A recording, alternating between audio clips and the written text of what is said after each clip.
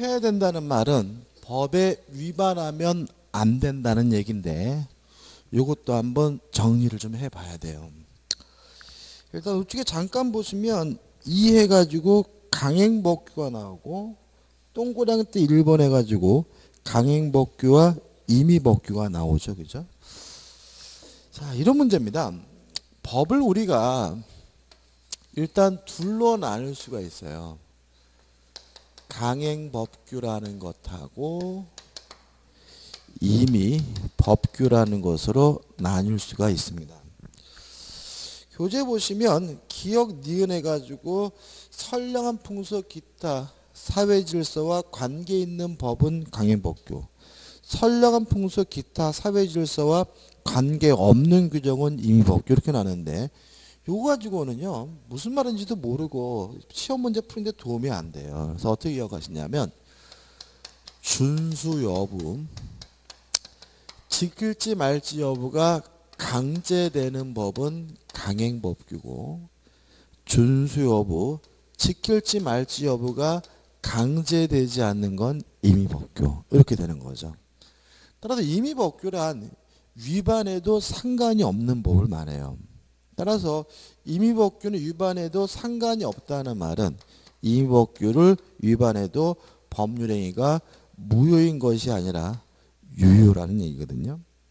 따라서 시험 문제 아주 잘 나오는 건데 모든 법을 위반한 법률행위는 무효다 그럼 뭐예요? X다. 왜냐하면 법 속에는 무엇도 포함하게 돼요? 임의법규도 포함하고 임의법규 위반한다 그래서 무효가 되는 것은 아니고 뭐예요? 유효가 되니까요. 실제로 우리 민법은요. 대부분의 규정이 임의법규입니다. 한 60%가량이 임의법규. 반드시 지켜야 되는 강행법규 의외로 많지 않아요. 그 다음에 이 강행법규가 다시 둘로 나뉘어요. 효력법규, 효력규정과 단속법규, 단속규정으로 나뉩니다. 일단 둘 다 강행법규이기 때문에 반드시 지켜야 돼요. 근데도 만약에 그런데도 불구하고 만약에 위반했다면 법률행위 자체가 무효가 된다면 이러한 규정을 우리가 효력규정이라고 하고요. 강행법규이기 때문에 위반하면 안 돼요.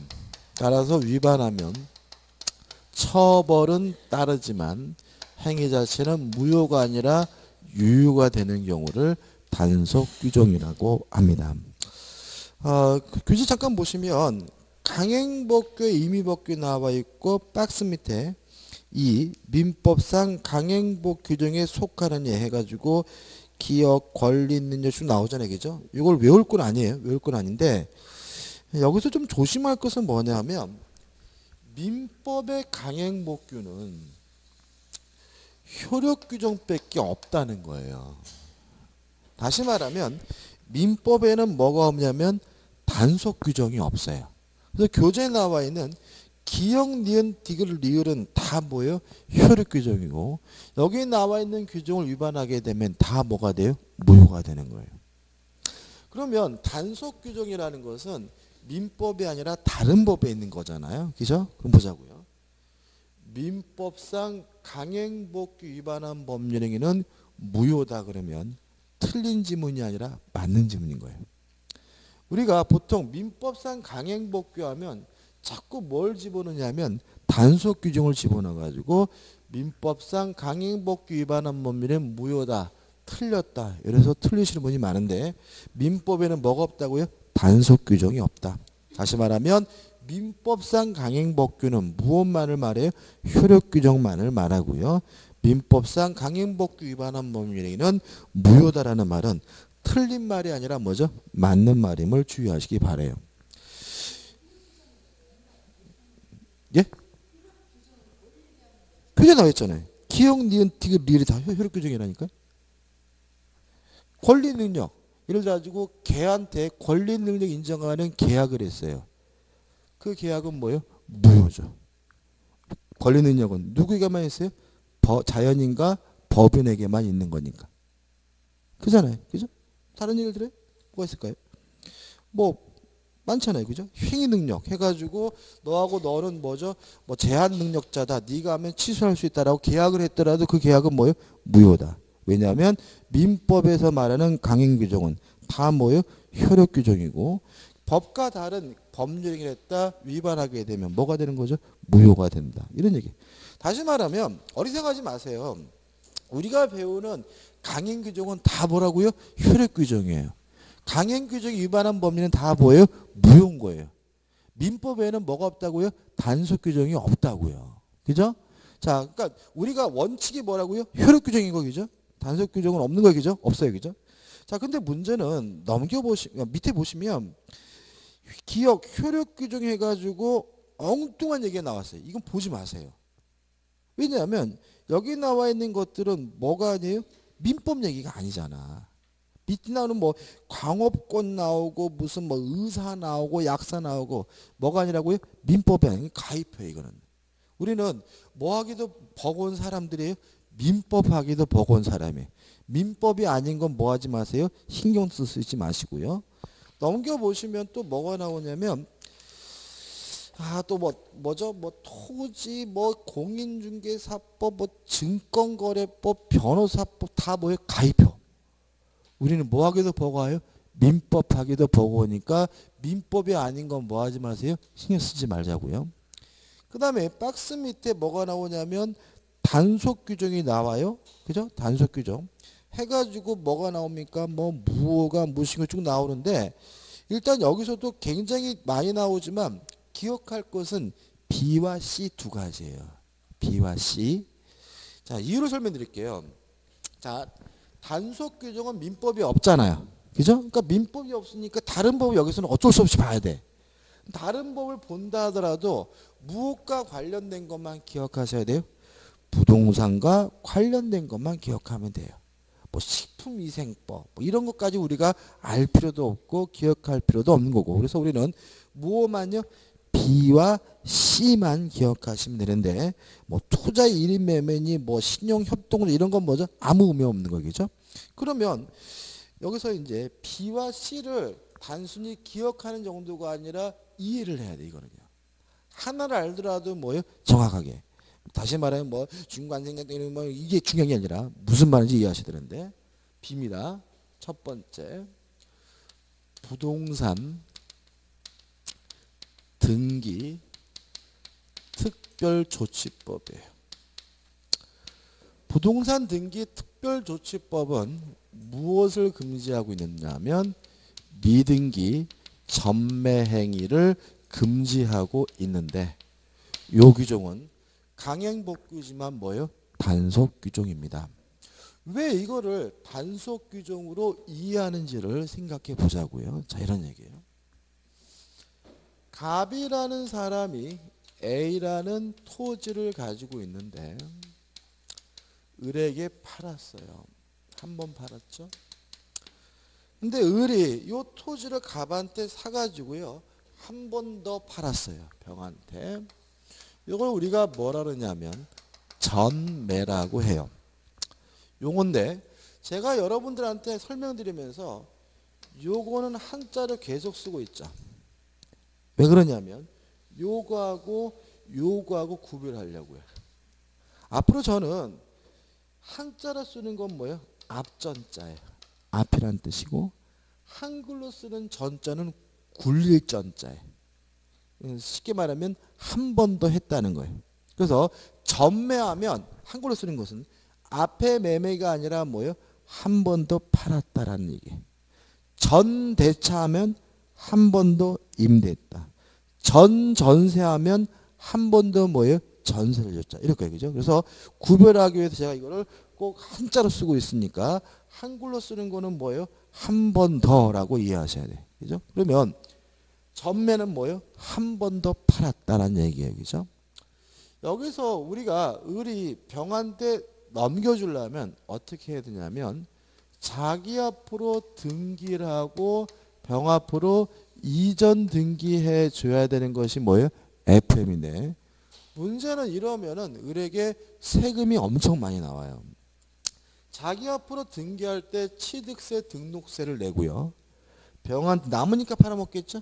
병한테 양도소득세를 내기 때문에 남는 게 없어요. 그래서 우리 갑에서 병으로 직접 등기를 해주면 자기 앞으로 등기하지 않고 한 번 더 팔아먹었기 때문에 이러한 의뢰행위를 뭐라 그래요? 미등기 전매행위라고 하고요. 이거는 부동산 등기 특별조치법에서 금지하고 있습니다. 따라서 물론 하다 걸리면 을은 세금을 추징당하고요. 또 불법을 저질렀기 때문에 무엇도 받냐면 처벌도 받아요. 근데 문제는 요 등기가 무효냐 요 문제예요. 만약에 요 규정이 강행복규 효력 규정이라는 이유로 등기까지 무효가 돼버리면 누가 피해를 보죠? 병이 피해를 보죠. 그죠? 갑에서 병으로 등기가 왔는데 등기가 무효예요. 누구 거가 돼? 갑 거가 되겠죠. 그죠? 병 나쁜 사람이 안 나쁜 사람이에요? 안 나쁜 사람이죠. 얘가 나쁜 놈이잖아요. 다시 말하면 이 병은 비싸게 주고 산 죄밖에 없기 때문에 요 등기는 무효가 아니라 뭐예요? 유효한 거예요. 따라서 요 규정은 처벌은 하지만 행위 자체는 등기는 뭐예요? 유효라는 말은 무슨 규정이라는 거죠? 단속 규정이라는 얘기죠. 이해되시죠? 이해되시죠? 안 되시면 굉장히 중요한 얘기하고 있습니다. 그죠? 다시 말씀드리면 미등기 행위 전맹위를 금지하고 있는데 그 결과 이루어진 중간 생략 등기는 무효가 아니라 뭐죠? 유효다. 왜냐하면 부동산 등기 특별조치법의 이 규정은 무슨 규정이기 때문에 단속 규정이기 때문에 그렇다. 다시 말하면 을은 처벌하지만 병은 유효하게 뭘 가져요? 소유권은 가질 수가 있다. 이런 얘기예요. 그 다음에 두 번째가 뭐가 나오냐면 10번인데 주택법인데 가로에 주택건설 촉진법이라 나와 있죠. 이거는 주택건설 촉진법으로 기억해 두세요. 지금은 주택건설 촉진법이라는 법은 없고요. 주택법으로 통합되어 있고 여러분들 아마 공법 시간에 배우시게 되는데 이거는 판례이기 때문에 옛날 이름으로 주택건설 촉진법으로 기억해 두셔야 되는데 주택건설 촉진법은 투기 지역 등으로 지정된 경우에는 전매 행위를 금지하고 있는데 이 전매 행위 금지 규정은 단속 규정으로 이해를 합니다. 자, 왜 그런지 한번 보세요. 미등기 전매 행위는 전국 어디서도 하면 안 되는 거예요. 그죠? 근데 전매는 한 번 더 팔아먹는 거는 당연히 할 수 있는 거잖아요. 그죠? 근데 예를 들어 가지고 뭐 세종시가 투기 지역으로 지정이 되면 전매가 금지되는 경우가 있어요. 우리가 흔히 말하는 분양권 전매 금지 이 얘기예요. 그런 경우란 말이죠. 한번 생각해 보세요. 자, 갑이 소유하고 있는 아파트를 을이 샀어요. 샀는데 여기는 투기 지역이기 때문에 을이 또다시 병에게 팔아먹는 거 전매가 뭐가 되어 있냐면 금지되어 있는 지역인데 을이 병에게 뭘 했어요? 전매를 했어요. 그럼 만약에 을이 법을 위반했다니 을이 뭐는 받겠어요? 처벌은 받겠지만 요 전매 자체가 무효냐 요 문제예요. 만약에 법을 위반했다는 이유로 전매 자체가 무효가 되면 병은 소유권을 취득하지 못하게 되죠. 큰일 나죠. 얘가 나쁜 거지 얘가 나쁜 거 아니에요. 병은 피 주고 프리미엄 더 주고 산재밖에 없는 사람이니까 요 사람의 소유권 자체는 뭐 할 수는 없어요? 박탈할 수는 없는 거죠. 따라서 얘는 처벌하되 전매행위 자체는 무효가 아니라 뭐라고요? 유효하게 볼 수가 없고요. 따라서 요 규정은 뭐가 되는 거죠? 단속 규정이 되는 거죠. 이해되시죠? 그죠? 정리해 볼게요. 자, 강행복규 위반한 법률행위는 무효입니다. 특히 우리 민법은 뭐밖에 없어요? 효력 규정밖에 없기 때문에 민법상 강행복규 위반한 법률은 다 뭐예요? 무효인 거예요. 다만 민법이 아닌 기타 행정법에서는 처벌은 따르지만 행위 자체는 무효가 아니라 유효한 경우가 있는데 이런 경우를 우리가 뭐죠? 단속 규정이라고 하고 우리는 뭐죠? 두 가지를 기억합니다. 첫째, 부동산 등기 특별조치법의 미등기 전매행위 금지 규정은 단속 규정이다. 따라서 한 사람은 뭘 받아요? 처벌은 받지만 등기 자체는 무효가 아니라 뭐죠? 유효하고요. 또 주택건설 촉진법의 전매행위 금지 규정도 뭐죠? 단속 규정이다. 따라서 전매한 사람은 뭘 합니까? 처벌은 받지만 등기 자체는 행위 자체는 무효가 아니라 뭐죠? 유효라는 거. 이 두 가지만 꼭 확실하게 정확하게 기억해 두시면 됩니다. 그 다음 우측에 보시면 이제 뭐가 나오냐면 탈법행위라는 개념이 나와요. 이것도 가입표예요. 보실 필요가 없는 부분이에요. 판례까지. 왜 가입표냐면 이런 얘기입니다. 법을 위반할 때는 노골적으로 위반하는 경우도 있지만 우회적으로 간접적으로 위반하는 경우를 탈법행위라고 해서 학자분에 따라서는 탈법행위는 좀 덜 나쁜 거니까 뭔가 효력을 인정해 주자라고 주장하는 미친놈들이 있어요. 미친놈입니다. 우리 법은 이런 거 인정하지 않습니다. 왜냐하면 노골적으로 법을 위반하는 사람보다 우회적으로 간접적으로 위반한 놈이 더 나쁜 놈이에요. 그렇지 않나요? 법을 위반했는데 노골적으로 뻔뻔하게 위반하는 사람이 나빠요? 아니면 우회적으로 간접적으로 위반하는 사람이 나쁜 거예요? 그죠? 왜냐하면은 뻔뻔하게 노골적으로 위반한 사람은요 몰라서 그런 거예요. 예를 들어서 일방통행로란 말이죠. 거꾸로 들어가요. 모르면서 들어가면 어떻게 해요? 뻔뻔하죠?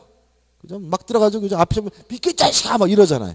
근데 만약에 알면서 거꾸로 들어가면 어떻게 해요? 막 비상등도 끼고 그죠?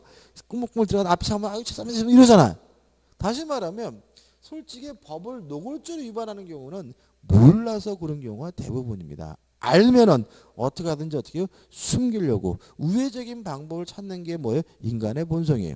따라서 결국은 우리 판례에 따른다면 법을 위반하는 건 다 똑같지 우회적으로 위반한다 그래서 그 가벌성이 약화되는 것은 아니기 때문에 탈법행위라는 개념 자체를 인정하지 않습니다. 그래서 교재에 나와 있는 판례도 결국은 법을 위반했으니까 뭐예요? 무효다라는 판례지 뭐 탈법행위이기 때문에 유효라는 판례는 인정하지 않으니까 전체가 다 뭐가 돼요? 가입표가 되는 것이죠.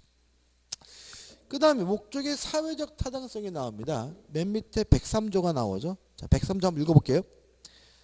선량한 풍속 기타 사회질서 위반한 사항을 내용으로 하는 법률행위는 뭐예요? 무효로 한다 이렇게 나와 있잖아요. 그죠? 자, 그럼 여기서 좀 의문이 생깁니다. 우리 교재가 처음으로 법조문이 나왔죠. 지금까지는 법조문이 안 나왔어요. 다시 말하면 1조부터 102조는 안 나왔어요.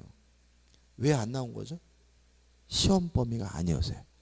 우리 공인중개사 시험은 몇 조부터 시험 범위냐면 103조부터 시험 범위. 그래서 여러분들이 만약에 조문을 정리하고 싶다. 개인적으로 조문을 볼 때는 1조부터 몇 조까지는 보지 마세요. 102조까지는 보지 마세요. 더럽게 어려워요. 어렵고 뭐가 아니에요? 시험 범위가 아니고 우리는 몇 조부터요? 103조부터 시험 범위라는 거 유의하시기 바라고. 근데 문제는 103조라고 해서 처음 내용이 나오긴 했는데 넘겨보시면 서설에서 1번 나오고 그 다음에 2번 나오고 쭉 나오는데 다시 말하면 뭐가 반사회적인지에 대해서 민법에 아무런 규정이 없어요. 아무런. 그래서 이 부분은 뭐가 반사회적인지에 대해서 판례를 가지고 유용한 검토를 해야 되는데 시간이 아리까리하죠. 그죠? 시간이 좀 부족해. 그죠? 부족해서 할까 말까 고민인데 그래도 하겠습니다. 그래서 일단 다음 주에 제가 어디서부터 할 거냐면 30페이지 중간에 민법 103조 관련한 구체적 유형화부터 볼 거예요. 그죠? 근데 이걸 보기 전에 먼저 판례에서 뭐가 반사회적인지는 몇 가지를 좀 볼 거란 말이죠. 자, 우리 판례는 뭐가 반사회적인지 뭐가 반사회적 법률행위인지를 유용화 대부분이 분류하고 있는데 일단 크게 두 가지로 분류합니다. 첫째는 법률행위 자체가 반사회적인 경우가 있다. 두 번째는 법률행위 자체는 반사회적이지 않은 경우가 있다. 이렇게 일단 크게 둘러놔요. 자, 이게 무슨 말이냐면 법률행위 자체가 반사회적이라는 말은 누가 봐도 사회질서에 반하는 것으로 볼 수 있는 거.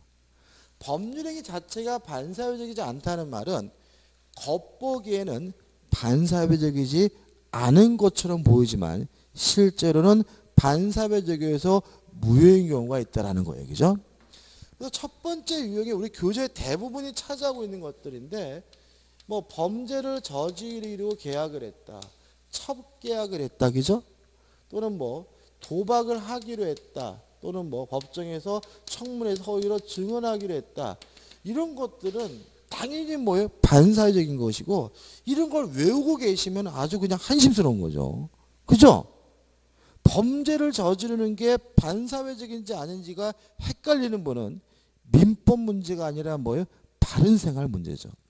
첩을 드리는 게 반사회적인지 아닌지가 헷갈리는 분은 뭐죠?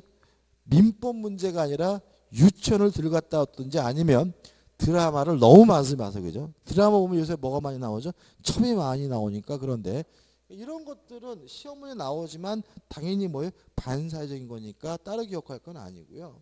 두 번째 유형인데 첫째, 법률행위 자체가 반사회적이지 않지만 강제하게 되면 반사회적인 경우도 있다. 이게 중요합니다. 첫째, 별거 계약은 우리 판례가 반사회적 법률행위로서 무효라고 이해합니다. 뭐는요? 별거 계약은. 물론 별거 계약 자체는 반사회적이지 않지만 뭘 하지 못하냐면 강제할 수가 없다는 거예요. 예를 들어서 제가 제 처하고 부부싸움 끝에 오후 3시부터 별거하기로 했어요. 근데 오후 3시가 됐는데 이 아줌마가 안 나가요. 그래서 제가 파출소에 신고했더니 경찰관이 와서 제 와이프를 강제로 끌어낸다. 그러면 안 되는 거죠. 판이 1년째잖아요. 따라서 별거 계약은 반사회적 법률행위로서 무효이기 때문에 뭐 할 필요 없는 거예요? 이행할 필요가 없는 거고 이행하지 않더라도 뭘 질 필요 없는 거예요? 책임질 필요가 없는 거예요. 이해되시죠?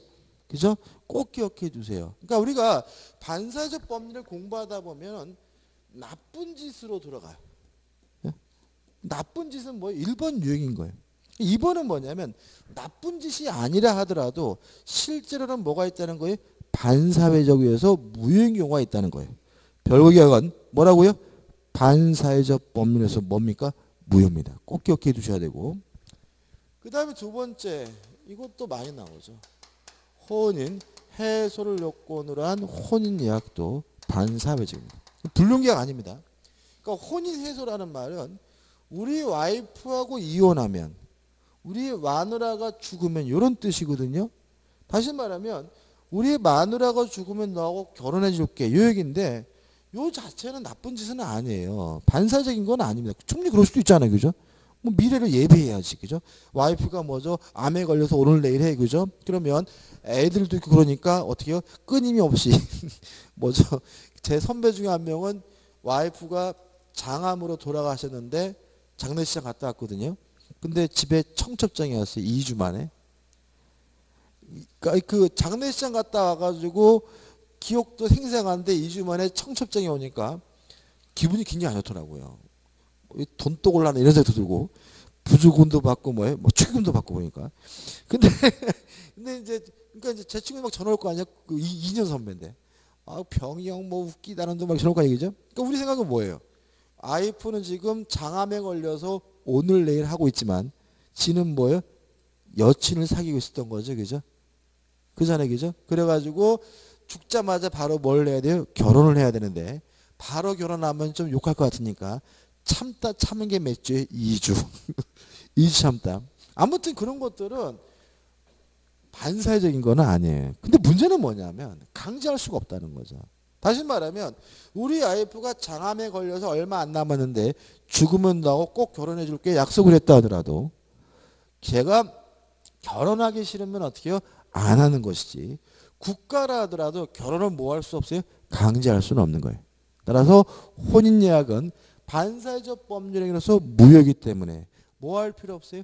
이행할 필요가 없고 이행하지 않더라도 뭘 지지 않습니까? 책임지지 않습니다. 최근에는 혼인빙자 간음죄가 없어졌죠. 그래서 이제는 뭐 형사적으로도 처벌하지 않습니다. 꼭 기억해 두셔야 되고. 그 다음에 두 번째, 법률행위 자체는 반사회적이지 않지만 조건이 반사회적인 경우도 있다. 예를 들어서 1억을 주기로 했어요. 그러면 요 자체는 뭐 하지 않은 거죠? 반사회적이지 않은 거죠. 근데 만약에 가장 대표적인 것이 갑돌이를 죽이면, 갑을 살해하면, 그럼 뭐가 반사회적인 거죠? 조건이. 물론 갑을 살해하기로 하는 것은 당연히 뭐예요? 반사회적에서 무효인 거죠. 근데 문제는 요것만 무효다 그러면 사람을 안 죽여도 1억은 받을 수 있다는 이상한 논리가 생기기 때문에 우리 판례는 조건이 반사회적이면 법률행위 전체가 싹 무효다라는 게 판례 입장이에요. 따라서 사람을 죽이기로 하는 것만 무효인 것이 아니라 1억을 죽이려 하는 것도 뭐예요? 무효이기 때문에 사람을 죽이든 안 죽이든 뭐 할 수 없습니까? 1억을 받을 수 없다는 게 우리 판례 입장인 거죠. 그죠? 예를 들어 이번에 그 보니까 그 이대 교수가 조교한테 협박을 해가지고 답안지 가라로 만들었잖아요. 그죠? 그럼 예를 들어가지고 네가 정렬을 위해서 답안지를 만들어서 껴주면 내가 10만 원 줄게 라고 계약을 했다면, 그죠?